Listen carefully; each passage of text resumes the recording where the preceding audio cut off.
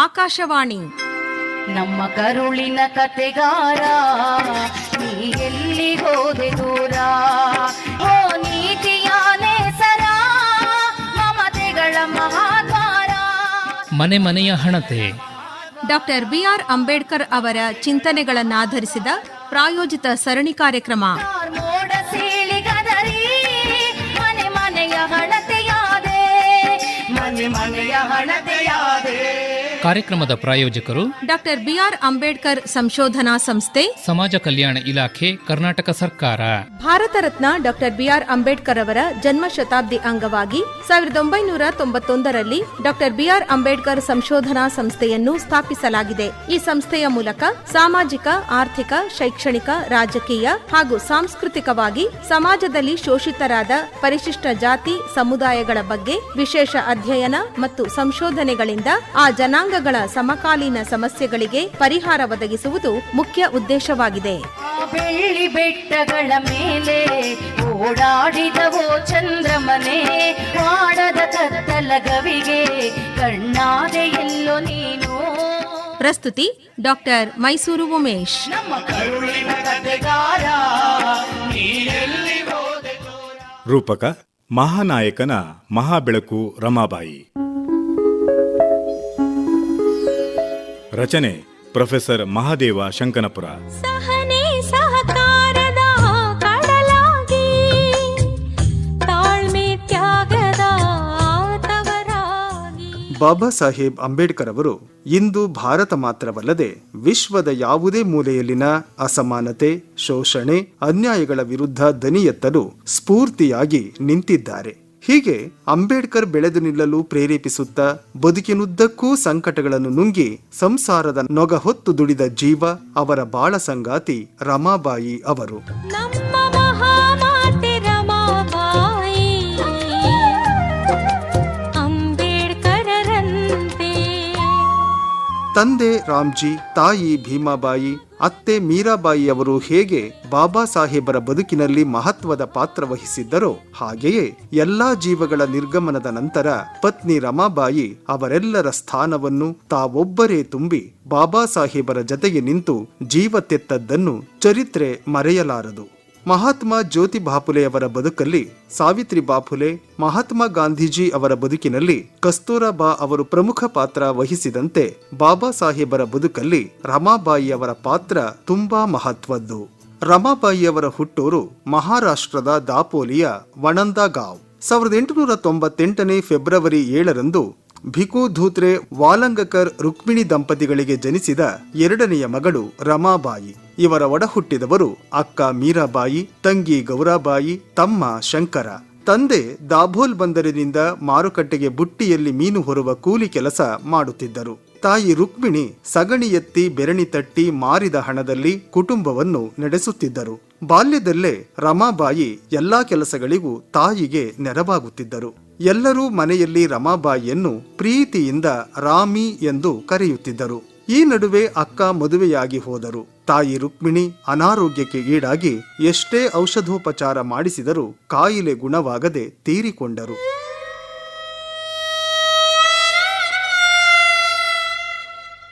ಹೆಂಡತಿ ನಿಧನದಿಂದ ಭಿಕು ಇನ್ನೂ ಕುಗ್ಗಿ ಹೋದರು. ಭಾರ ಹೊರುವ ಕೆಲಸದಿಂದಾಗಿ ಕಾಯಿಲೆಗೆ ತುತ್ತಾಗಿ ಆರೋಗ್ಯ ದಿನೇ ದಿನೇ ಕೆಡಲಾರಂಭಿಸಿ ಚೇತರಿಸಿಕೊಳ್ಳಲಾಗದೆ ತಂದೆಯೂ ನಿಧನರಾದರು.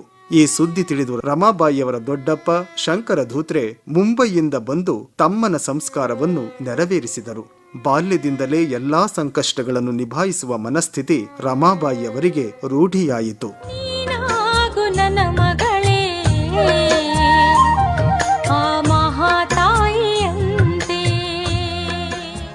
ರಮಾಬಾಯಿಯವರ ಸೋದರ ಮಾವ ಗೋವಿಂದ ಭಿಕು, ದೊಡ್ಡಪ್ಪ ಶಂಕರ ಇವರಿಬ್ಬರು ಅನಾಥರಾದ ಮಕ್ಕಳಿಗೆ ಆಶ್ರಯ ನೀಡಿದರು. ಇವರು ಮುಂಬೈ ರೈಲ್ವೆ ಸ್ಟೇಷನ್ ಸಮೀಪದ ಬೈಕುಲ್ಲಾ ಪ್ರದೇಶದಲ್ಲಿ ವಾಸಿಸುತ್ತಿದ್ದರು. ಕೆಲ ದಿನಗಳ ಬಳಿಕ ಮೂವರು ಮಕ್ಕಳನ್ನು ವಣಂದಗಾಂವ್ನಿಂದ ಮುಂಬೈಗೆ ಕರೆದುಕೊಂಡು ಹೋದರು. ಸುಬೇದಾರ್ ರಾಮ್ಜಿ ಅವರು ಸೈನ್ಯದಿಂದ ನಿವೃತ್ತಿಯಾದ ಬಳಿಕ ಅಂಬೇಡ್ಕರ್ ಅವರ ಶಿಕ್ಷಣದ ಸಲುವಾಗಿ ದಾಪೋಲಿಯಿಂದ ಮುಂಬೈನ ಡಬಕ್ಚಾಳ್ಗೆ ಮನೆ ಸ್ಥಳಾಂತರಿಸಿದರು. ಅಂಬೇಡ್ಕರ್ ಅವರು ಮುಂಬೈ ಶಾಲೆಯಲ್ಲಿ ಮೆಟ್ರಿಕ್ಯುಲೇಷನ್ ಪಾಸು ಮಾಡಿದ್ದರು. ವಾಡಿಕೆಯಂತೆ ಆ ವಯಸ್ಸಿಗೆ ಅಂಬೇಡ್ಕರ್ ಅವರಿಗೆ ರಾಮ್ಜಿಯವರು ಮದುವೆ ಮಾಡಲು ನಿರ್ಧರಿಸಿ ವಧುವನ್ನು ಹುಡುಕುತ್ತಿದ್ದರು. ಇದೇ ಹೊತ್ತಿಗೆ ರಮಾಬಾಯಿಯವರಿಗೂ ಮದುವೆ ಮಾಡಲು ಅವರ ದೊಡ್ಡಪ್ಪ ಹಾಗೂ ಮಾವ ವರನ ಅನ್ವೇಷಣೆಯಲ್ಲಿದ್ದರು. ರಮಾಬಾಯಿಯವರ ಸರಳ ಶಾಂತ ಗುಣವನ್ನು ಮೆಚ್ಚಿ ರಾಮ್ಜಿಯವರು ಅಂಬೇಡ್ಕರ್ ಅವರಿಗೆ ಮದುವೆ ಮಾಡಿಕೊಳ್ಳಲು ನಿಶ್ಚಯಿಸಿದರು. ಮುಂಬೈ ನಗರದ ರೈಲ್ವೆ ಸ್ಟೇಷನ್ ಸಮೀಪದ ಬೈಕುಲ್ಲಾ ಮೀನು ಮಾರುಕಟ್ಟೆಯಲ್ಲಿ ರಾತ್ರಿ ವೇಳೆ ಮದುವೆ ನಡೆಯಿತು. ಎರಡು ಕುಟುಂಬಗಳ ಕೆಲವೇ ಜನರು ಮದುವೆಗೆ ಸಾಕ್ಷಿಯಾದರು. ರಮಾಬಾಯಿಯವರು ಪತಿ ಅಂಬೇಡ್ಕರ್ ಅವರನ್ನು ಸಾಹೇಬರು ಎಂದು ಕರೆದರೆ, ಅಂಬೇಡ್ಕರ್ ಅವರು ಹೆಂಡತಿಯನ್ನು ಪ್ರೀತಿಯಿಂದ ರಮಾ ಹಾಗೂ ರಾಮು ಎಂದು ಕರೆಯುತ್ತಿದ್ದರು. ರಮಾ ಅವರ ಅನಕ್ಷರತೆಯ ಬಗೆಗೆ ಗೊತ್ತಿದ್ದ ಅಂಬೇಡ್ಕರ್ ಅವರು ತಾವೇ ಸ್ವತಃ ರಮಾಬಾಯಿಗೆ ಓದು ಬರಹ ಕಲಿಸತೊಡಗಿದರು. ರಮಾಬಾಯಿಯವರು ಮನೆ ಕೆಲಸದ ಒತ್ತಡದ ನಡುವೆ ಒಂದಿಷ್ಟು ಅಕ್ಷರ ಕಲಿತರು. ಕುಟುಂಬದ ನಿರ್ವಹಣೆ ಜೊತೆಗೆ ಬಾಬಾ ಸಾಹೇಬರ ಓದು ಹಾಗೂ ಹೋರಾಟಗಳಿಗೂ ರಮಾಬಾಯಿಯವರು ಸಹಕರಿಸುತ್ತಿದ್ದರು. ಅವರು ಕೆಲವು ಹೋರಾಟಗಳಲ್ಲೂ ಸಹ ಭಾಗವಹಿಸಿ ಸಭೆಯನ್ನು ಉದ್ದೇಶಿಸಿ ಮಾತನಾಡಿದ್ದು ವಿಶೇಷ. ಅಂಬೇಡ್ಕರ್ ಅವರು ವಿದೇಶದಲ್ಲಿ ಶಿಕ್ಷಣ ಪಡೆಯುತ್ತಿದ್ದಾಗ ಮಕ್ಕಳನ್ನು ಸಲಹುತ್ತಾ ರಮಾಬಾಯಿ ಸಂಕಷ್ಟದಲ್ಲಿ ಮನೆ ನಡೆಸುತ್ತಿದ್ದರು. ಮಗನನ್ನು ಜೊತೆ ಮಾಡಿಕೊಂಡು ಹಳ್ಳಿಗಳ ಕಡೆ ಹೋಗಿ ಮಂಕರಿಯಲ್ಲಿ ಸಗಣಿ ಸಂಗ್ರಹಿಸಿ ಬೆರಣಿ ತಟ್ಟಿ ಒಣಗಿಸಿ ಅದನ್ನು ಮಾರಿ ಮನೆ ಖರ್ಚಿಗೆ ಹಣ ಹೊಂದಿಸುತ್ತಿದ್ದರು. ತಮ್ಮ ಬಹಿಷ್ಕೃತ ಭಾರತ್ ಪತ್ರಿಕೆಯಲ್ಲಿ ಅಂಬೇಡ್ಕರ್ ಅವರು, ರಮಾಬಾಯಿ ತಲೆಯ ಮೇಲೆ ಸಗಣಿ ಹೊತ್ತು ತರುವುದನ್ನು ನೋಡಿ ನನ್ನ ಕಣ್ಣುಗಳು ತುಂಬಿ ಬಂದಿದ್ದವು.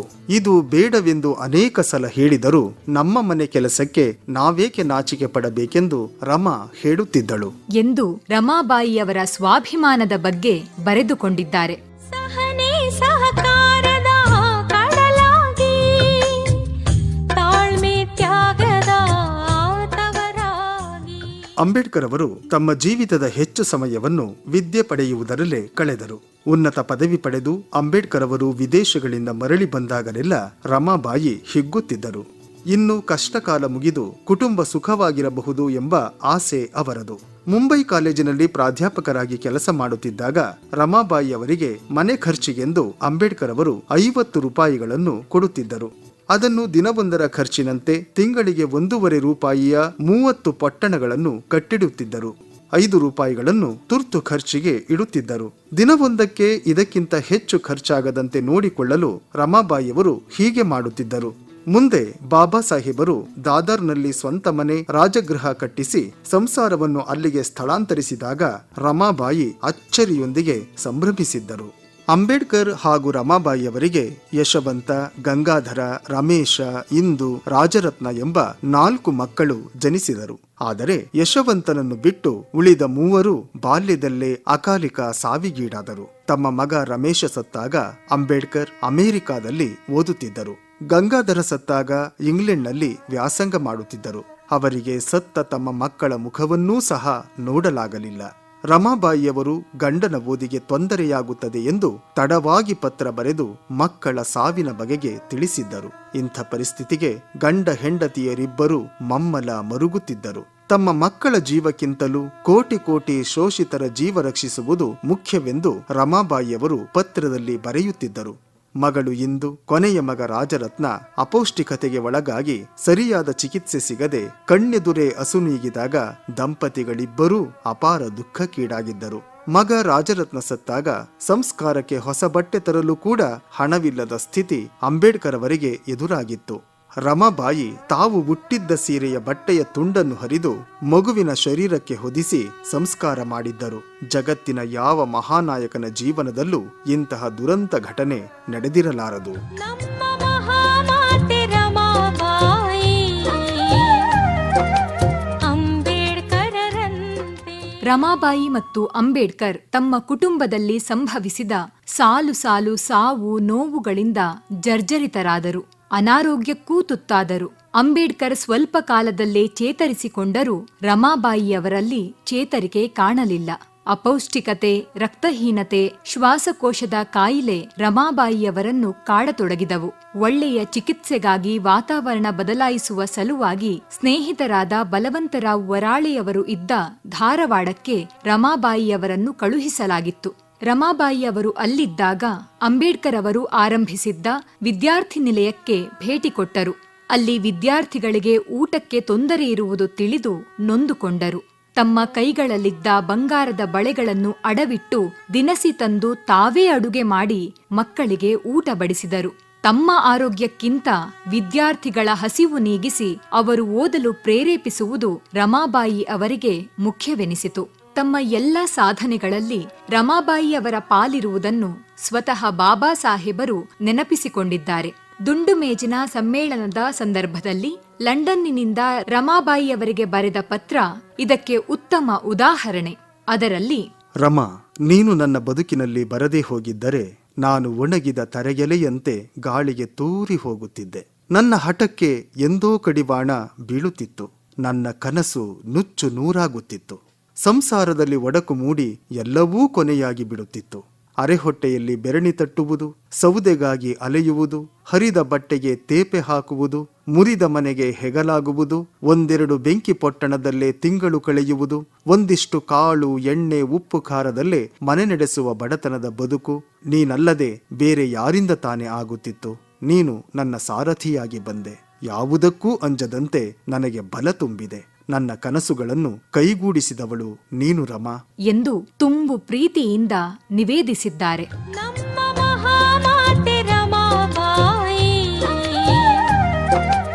ಅಂಬೇಡ್ಕರರಂತೆ. ರಮಾಬಾಯಿಯವರು ಅನಾರೋಗ್ಯದಿಂದ 5-6 ತಿಂಗಳುಗಳ ಕಾಲ ಹಾಸಿಗೆ ಹಿಡಿದಿದ್ದರು. ಬಾಬಾ ಸಾಹೇಬರು ಎಲ್ಲಾ ರೀತಿಯ ಚಿಕಿತ್ಸೆ ಕೊಡಿಸಿದರೂ ಸುಧಾರಿಸಲಿಲ್ಲ. ಮೇ 27, 1935 ಬಾಬಾ ಸಾಹೇಬರು ಮುಂಬೈ ಸಮೀಪದ ಹಾಸ್ಟೆಲ್ ಉದ್ಘಾಟನೆಗೆ ತೆರಳಿದ್ದರು. ರಮಾಬಾಯಿಯವರ ಆರೋಗ್ಯ ಸ್ಥಿತಿ ಗಂಭೀರವಾದ ವಿಷಯ ತಿಳಿದ ತಕ್ಷಣ ಹಿಂದಿರುಗಿ ಬಂದರು. ವೈದ್ಯರ ಬಳಿ ತಮ್ಮ ಪತ್ನಿಯನ್ನು ಬದುಕಿಸುವಂತೆ ಅಂಗಲಾಚಿದರು. ರಮಾಬಾಯಿಯವರ ತಲೆಯನ್ನು ನೇವರಿಸುತ್ತಾ ಅವರ ಕಣ್ಣುಗಳನ್ನೇ ದಿಟ್ಟಿಸುತ್ತಾ ಕುಳಿತರು. ರಮಾಬಾಯಿಯವರು ಪತಿಯನ್ನು ನೋಡುತ್ತಾ ಅವರ ಕೈ ಹಿಡಿದು, ಸಾಹೇಬ್ರೆ, ನೀವು ಕೋಟಿ ಕೋಟಿ ಶೋಷಿತರ ವಿಮೋಚನೆಯ ಕೆಲಸ ಪೂರೈಸದೆ ಬಿಡಬೇಡಿ. ಅವರಿಗೆ ಘನತೆ, ಗೌರವ, ಸ್ವಾಭಿಮಾನ ತಂದುಕೊಡುವ ಹೋರಾಟ ಮುಂದುವರಿಯಲಿ ಎಂದು ಹೇಳುತ್ತಾ ಅಸ್ತಂಗತರಾದರು. ರಾಜಗೃಹ ಅನಾಥವಾಯಿತು. ಬಾಬಾ ಸಾಹೇಬರು ಚಿಕ್ಕ ಮಗುವಿನಂತೆ ಬಿಕ್ಕಿ ಬಿಕ್ಕಿ ಅಳಲಾರಂಭಿಸಿದರು. ಮಗ ಯಶವಂತ ಅಂತ್ಯಕ್ರಿಯೆ ನೆರವೇರಿಸಿದ. ಸಂಸ್ಕಾರ ಮುಗಿಸಿ ಬಂದ ಅಂಬೇಡ್ಕರ್ ಅವರು 1 ವಾರಗಳ ಕಾಲ ಒಂಟಿಯಾಗಿ ತಮ್ಮ ಕೊಠಡಿಯಲ್ಲಿ ಪತ್ನಿಯನ್ನು ನೆನೆದು ದುಃಖಿತರಾಗಿ ಉಳಿದು ಬಿಟ್ಟರು.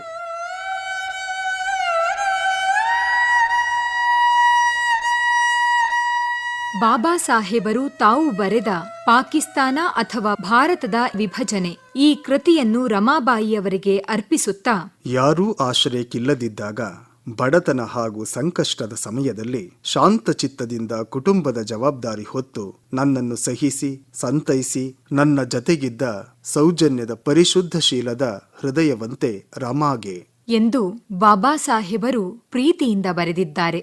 ಬಾಬಾ ಸಾಹೇಬ್ ಅಂಬೇಡ್ಕರ್ ಅವರ ಬಾಳ ಬೆಳಕಾಗಿ ಬಹುಬೇಗ ನಿಧನ ಹೊಂದಿದ ಮಾತೆ ರಮಾಬಾಯಿ ಅವರು ತಮ್ಮ ಮುಗ್ಧತೆ, ತ್ಯಾಗ, ಅಂತಃಕರಣದ ಕಾರಣಕ್ಕಾಗಿ ಎಂದೂ ಮರೆಯಲಾಗದ, ಮರೆಯಬಾರದ ದಿವ್ಯ ಚೈತನ್ಯವಾಗಿದ್ದಾರೆ. ಸಹನೆ ಸಹಕಾರದ ಕಡಲಾಗಿ, ತಾಳ್ಮೆ ತ್ಯಾಗದ ತವರಾಗಿ.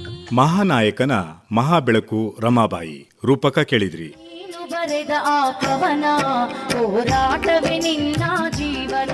ರಚನೆ ಪ್ರೊಫೆಸರ್ ಮಹಾದೇವ ಶಂಕನಪುರ.